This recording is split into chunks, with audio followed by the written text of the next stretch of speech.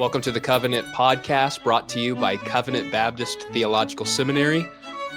I am very happy to record another podcast once more with my co-host, Dewey Doval, and today we have the special privilege of welcoming back to the Covenant Podcast the president of Covenant Baptist Theological Seminary. Welcome to the podcast, Dr. Waldron. Oh, good to see you both, Austin and Dewey, and good to be here with you today. Yeah, it's been quite a while since we've got to record with you, but we are thankful to have this conversation with you.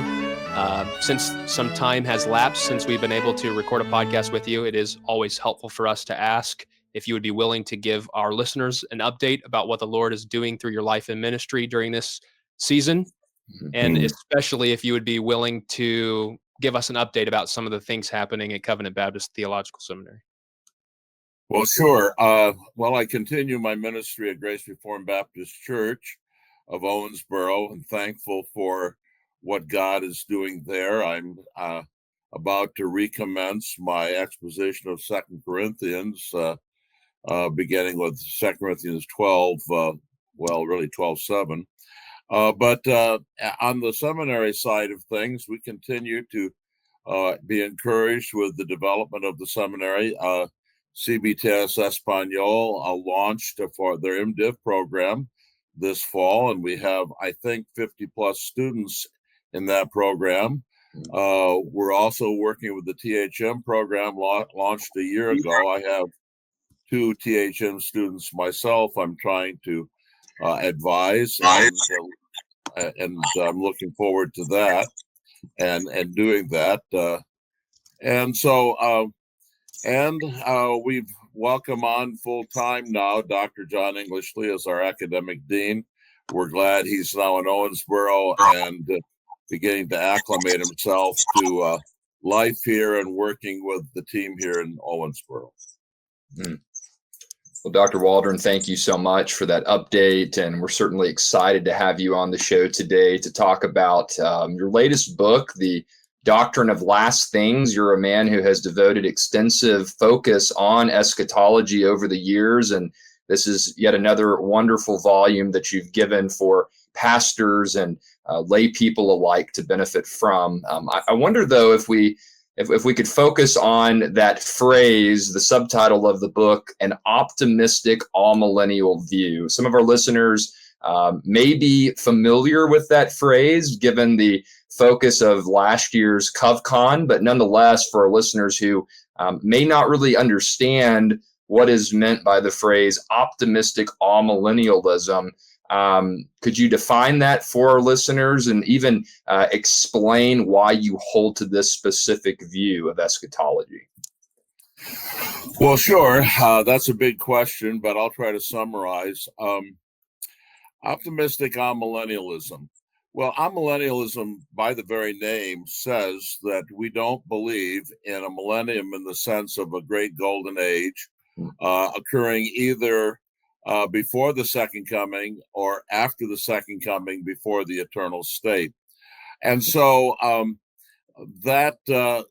the kind of optimism in terms of world development and seeing a great golden age of peace, righteousness, and prosperity come over the earth, either before Christ's second coming or in a interim millennial period after Christ's second coming, is not something that amillennialists hold. And that can make it seem like, well, if you're not optimistic about the coming into the world of that kind of great golden age, you must be pessimistic.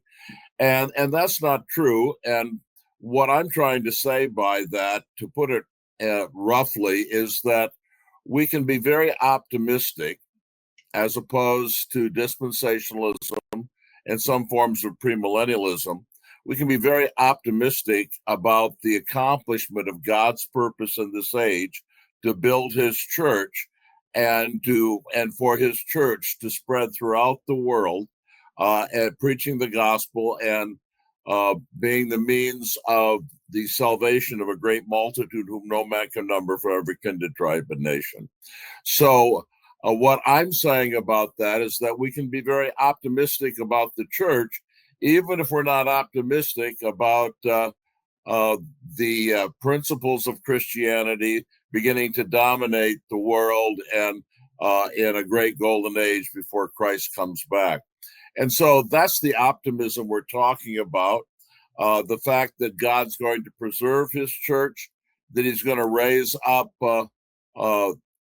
movements and men that are going to be overruled to protect his church and enable them to preach the gospel throughout the world and see Christ's church built throughout the world in this age. That's a brief way of talking about optimistic amillennialism. Excellent. Yeah, I am very thankful that you have worked very hard to compile a lot of this into a book, especially this next part of our conversation, what we're going to be talking about, what you have called the Bible's own system of eschatology. It's been probably 5 or 6 years ago now, I had the opportunity to take a class with you on eschatology through Covenant Baptist Theological Seminary. And it was through your influence, or at least you pointing me to the Holy Scriptures, that I became absolutely persuaded of this view of optimistic amillennialism. And that was through largely your argument of the Bible's own system of eschatology, that is the teaching of the two ages. And so we want to talk a little bit about that. I believe this teaching is within this new book that's getting ready to be released by Free Grace Press. So can you tell our audience a little bit about what the two-age system of eschatology is in the Bible and why this structure should lead us to an amillennial eschatology? Sure. Well, I first of all want to give credit where credit is due. There's no more important influence for presenting the two-age eschatology that we believe in than Gerhardus Voss and in all of his works, but especially in his Pauline eschatology. He had a tremendous influence on me, and I'm very thankful for him and the influence of Gerhardus Voss. And I think you might even say that one of the unique characteristics of our seminary is our appreciation of Gerhardus Voss and his ministry in a number of different ways. But with regard to the two-age system, perhaps the easiest way to present it and to talk about it is just to look at what is perhaps the most important of the many passages in the New Testament that reference the two ages, this age and the age to come, as they're called in the New Testament. And that's just to think about Luke 20, verses 34 to 36. Jesus said to them, "The sons of this age marry and are given in marriage, but those who are considered worthy to attain to that age and the resurrection from the dead neither marry nor are given in marriage, for they cannot even die anymore because they are like angels and are sons of God, being sons of the resurrection." Now, this passage just says, perhaps with peculiar clarity, what all the passages, and there are about 18 of them, say in the New Testament with regard to the two ages. They say that there are two ages. The sons of this age are referenced here, and then those who are worthy to attain to that age are referenced. So there's this age and that age. And then there's a contrast between this age and that age, and it's a fourfold contrast that you have here. You have the contrast with regard to marriage. The sons of this age marry and are given in marriage, but those who are considered worthy to attain to that age neither married nor are given in marriage. There's a contrast with regard to death between the two ages. Those of this age, men in this age die, but men who attain to that age do not die anymore. There's a contrast with regard to the kind of men in these two ages. In this age, you have good and evil men mixed together. Jesus talks about the sons of this age because the characteristic quality of people in this age is that they're evil. This present evil age, Galatians 1:4 talks about. The sons of this age are evil, but of course, during this age, they're mixed together with the sons of God. But in the age to come, there are only sons of God. The language of the text is clear when it speaks of those who are considered worthy to attain to that age. And so you have this contrast between the mixed character of men in this age and the fact that there are only righteous men that attain to that age, the age to come. This is parallel to the language of Matthew 13 and the parable of the tares, where you have the good seed and evil seed growing together in the field of God during this age, but then those who, the evil seed are gleaned out, and there remain only the good seed, the seed of God, in the kingdom of the Father.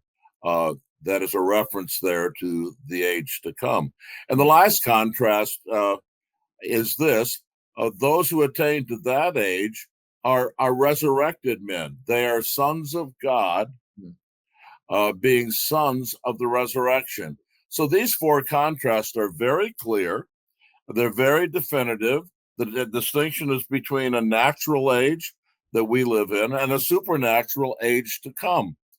And when you grasp the system in its simplicity and yet in the way that it's so all embracing, when you grasp this, you see that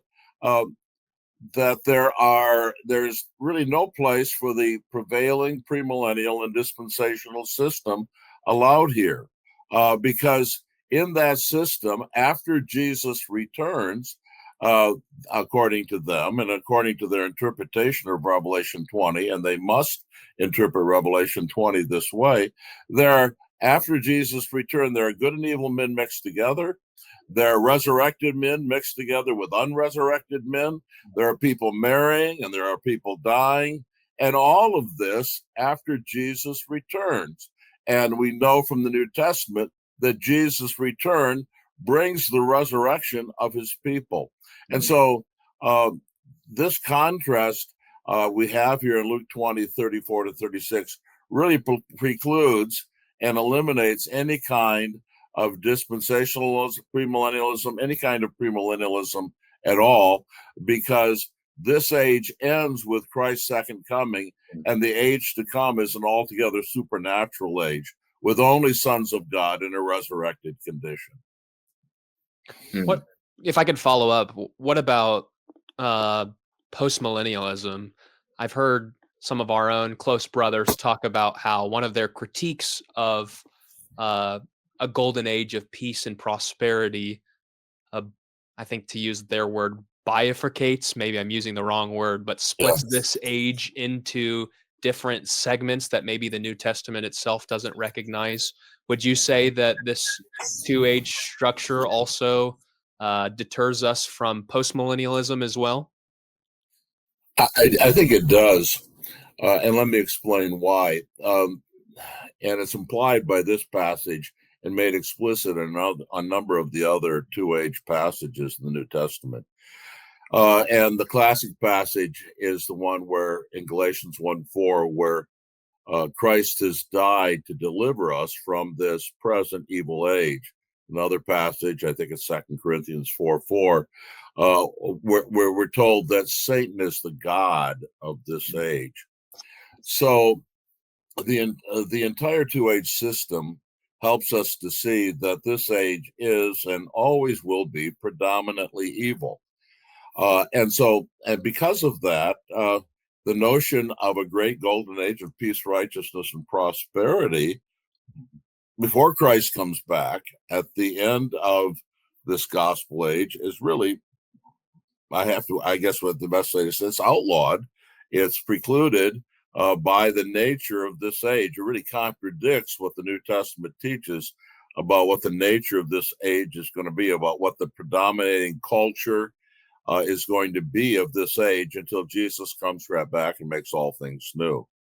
So you use the language of bifurcating this age. This is a real problem for postmillennialism, in my view, because if you recognize that this age is and always will be evil, or at least is predominantly evil now, and you're going to have a great golden age before Christ comes back, you really split the gospel age in two. There's a period of the church being persecuted, and then a period of the church being triumphant. And this contrast of two splitting the gospel age, the church age, into two is simply not there in the New Testament. And the fact of the matter is that more modern postmillennialists have recognized this and tried to say, no, we're not bifurcating this age, but I don't think their efforts have been successful, and I don't think they can be successful because of the clear teaching of this of the New Testament, that this age is and always will be evil till Christ comes back. If that's true, there's no place for a golden age during this gospel age before Christ comes back. That's helpful. Thank you. So on the one hand, the 7 dispensations and whichever of those would apply in the church age are eliminated by the Bible's own 2-age structure. And on the other hand, that same 2-age structure discludes postmillennialism's bifurcation of this age. I think that's a helpful distinction. So thanks for following up on that. I'll throw it over to Dewey. Yeah, no, Austin, I'm glad you asked that follow-up question. I think that was very helpful and clarifying for our listeners and perhaps even those who may fall into the dispensational or postmillennial camp. Dr. Waldron's comment should be some food for thought that they can chew on and hopefully digest. But I want to circle back, Dr. Waldron, to what we noted a few moments ago. You've written many books on eschatology. You've lectured on this subject. You've discussed it in various forums. I would imagine that most of our listeners have at least encountered some of the material that we've already touched on in this conversation. We're curious, what about this new work focusing on the Doctrine of Last Things differs from the previous titles that you have produced? And maybe even for those who are listening to the Covenant podcast for the first time, they've never even heard about your work in eschatology. In the rare event that that's the case, maybe give us also a brief survey of what you've written on eschatology up to this point, and that would help us understand how this latest book is differentiated from those previous volumes. Sure. Well, there are 3 books really that focus on eschatology that I've written, and then I'll talk about them and how the present work relates to them. About 20 years ago, I was actually doing my PhD work at Southern. I was talking to a publisher about publishing what became End Times Made Simple, and that was his title, by the way, not mine. But at any rate, I submitted to him a number of lectures that have been part of my pre-existing eschatology course. And since I wasn't a well-known author, very well-known author at that point, he was not really quite willing to publish like a 400-page book. He thought a 200-page book would be better. That became so we gleaned out some of the lectures, and it became End Times Made Simple. Well, the fact of the matter is, End Times Made Simple did all right. So he came back and said, maybe we can publish the rest of what you gave me. So with a little work, we published more of the End Times Made Simple, and that had a lot more of the stuff that really we focused on today with regard to the optimistic view of amillennialism. It contained lectures on the mustard seed from Luke. I want to say Luke 13. I hope I'm right.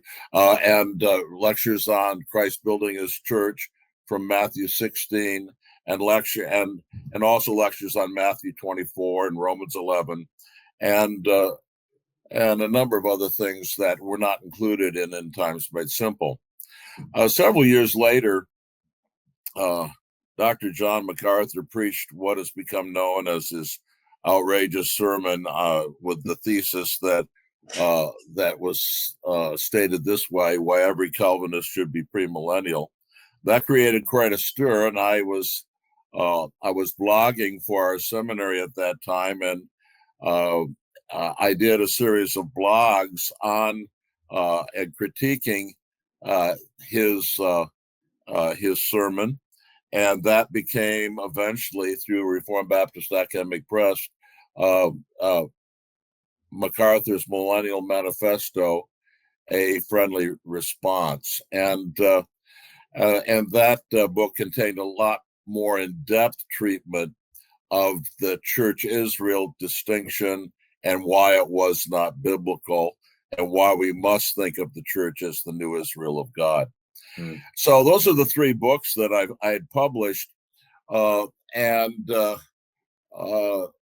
materials in them made sense in themselves. But for a number of years, I've been teaching both a basics course and an advanced course for the seminary, and over those years, I'd also developed a different way of introducing my first eschatology course. I introduced it by talking about the need to ask the question: is eschatology optional? And in answering that question, I was able to introduce my material on eschatology in a way that I was much more happy with, much more satisfied with, because the point of those lectures, is eschatology optional, was to say that there is an orthodox core of eschatological doctrines that you must believe to be an Orthodox Christian, that if you don't believe, you're really a heretic. And that core is the second coming of Christ in glory, the resurrection of the body, and the general judgment, or the judgment to come. And so I developed that in my introductory chapter, and I draw a couple of conclusions from it. The first conclusion I draw from it is that we ought to treat with respect and courtesy and Christian love every one of the four major systems and those who hold them of Christian eschatology. And I'm referring to dispensationalism, historic premillennialism, amillennialism, and postmillennialism. All those systems, as I understand them, basically hold that Orthodox core. And my point is, then let's treat each other kindly, courteously, and in a Christian way, because we all hold the Orthodox core. But then at the same time, I wanted to say, but holding the Orthodox core is not sufficient, in the sense that there are important, we might call them secondary issues or peripheral issues in a sense, but they have important practical consequences, even though Christians might disagree about them. So I take up and answer the question: which of the four Orthodox systems is most biblical? Which of them is confessional?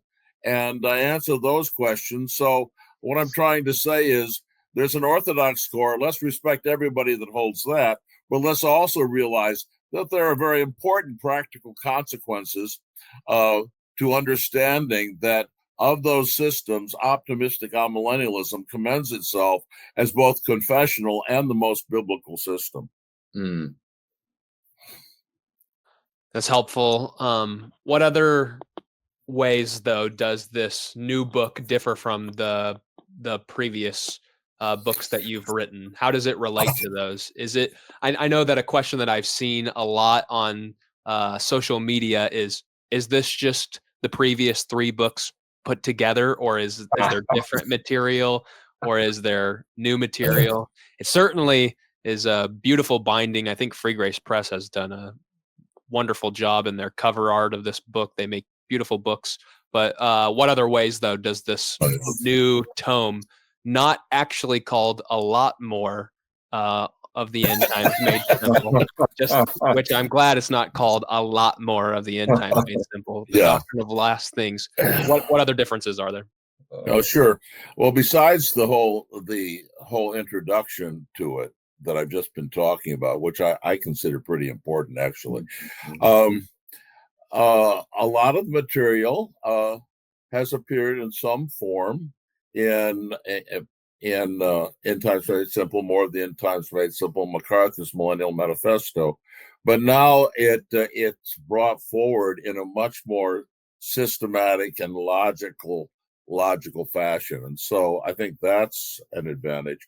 One of the things that hasn't been in either of the previous two books is something that, well, as I think not unique, but certainly a little bit unusual, and that is in an excursus at the end of the book, I have a fairly lengthy treatment of the history of eschatology in the church, and of course, in teaching systematics, I think it's always important to have an understanding of the historical development of the doctrines you're talking about, and I do put that in an excursus at the end, but I still think it's an important addition, and it's not in any of the other books. So it's much more logically and systematically arranged as a new introduction. It has a new excursus at the end. But at the same time, if you're familiar with End Times Made Simple, more of the End Times Made Simple, and MacArthur's Millennial Manifesto, I have to admit that you'll find out that Waldron hasn't changed his mind. So, so I can say that.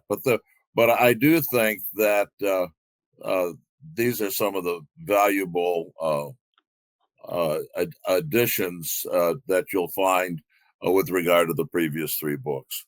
Excellent. Yeah, thank you for answering that. I trust that this will be a very useful resource to all of our listeners. Compared to some of our other Christians from other denominational backgrounds, and us Reformed Baptists don't get to have as many things published, it seems. We don't have major publishers standing ready to take all of our stuff and put them into nice systematic theology books. So I'm very thankful that we have this resource. I trust that it will be an excellent resource for several Reformed Baptists, especially to pick up and to have all of this in one beautiful binding with all of these doctrines covered and all these other various passages addressed throughout the New Testament. I'm sure will be very useful. I remember. Yeah, can I comment, Austin? I'm really thankful for how wonderful a job and diligent a job, careful a job Free Grace Press has done. And at that, what you're saying just reminds me, this book can really serve, I hope, people who have questions about eschatology, because it is pretty systematic. There are all sorts of questions being discussed today, not only Romans 11 or the church Israel distinction, but the whole issues related to the intermediate state and the Old Testament, and things like the descent into hell that's are being talked about. And frankly, all of those things are addressed, at least implicitly, in my book, and I'm hoping that'll be a tremendous resource for people. Mm-hmm. Yes, amen. Yeah, and I mean, if someone begins preaching through Matthew or Mark through a sequential exposition, eventually they're going to get to the Olivet Discourse. And if you haven't thought about the challenges that may surround the Olivet Discourse interpretively, I know that this is a subject that you address because I was personally helped by it. I got Murray through Waldron, which I trust both of those were just pointing me to the apostolic writings. This is going to be a helpful resource for many, but I do, as we begin to wrap this conversation up now, I do want to give you the opportunity to leave our listeners with any final thoughts or encouragements pertaining to your book or the Doctrine of Last Things or anything else we've been discussing in this conversation. Yeah, really have already touched upon it in a sense, but I want to emphasize it. Eschatology and the doctrine of eschatology has been a source of tremendous friction and argument, and even all sorts of unchristian attitudes back and forth, with premillennialists calling amills and postmills heretical, and the same idea being returned likewise to dispensationalists and premillennialists. And don't get me wrong, frankly, one of the things I want to say is that I don't believe that dispensationalism can, by any stretch of the imagination, be called confessional. But what I want to say is, nonetheless, with this emphasis on the Orthodox core, I think we have to recognize that the four major systems of Christian eschatology all hold that Orthodox core in some sense, and we need to conduct our conversations and our arguments, if you will, with one another in Christian love and courtesy, and with care. And it's always too easy to make people liable for the logical consequences of their positions, and they may be real logical consequences, but logical consequences which, through some inconsistency, they don't hold. We can't say that they hold these terrible logical consequences if they don't, even though we think they're inconsistent, not to draw those conclusions. So I think that's an important thing I want to say. One of the other things that I say in the introductory chapter, and I think this is important for people who have, in the midst of all the eschatological discussion that's been going on for the last 150 years or more, I think one of the things we need to say is, and that I think emphasizes the importance of eschatology, is that eschatology deals with how the story ends. It deals with how the gospel story ends. And how the story ends is very, very important. In fact, how the story ends really affects our understanding of the entire story. And I think that's an important thing to remember. And that's why eschatology is so important to me, because the Bible is given to us to tell us the gospel story, and eschatology tells us how the story ends. That's a great way to conclude this conversation, Dr. Waldron. I know your work on eschatology was very helpful for me coming out of a dispensational background, and I'm so thankful for the impact that your ministry has had on me and so many others. And we wish you nothing but continued blessings in your pastoral labors and your labors with CBTS as we go into 2025 and beyond. Thank you so much for coming on the show today, brother.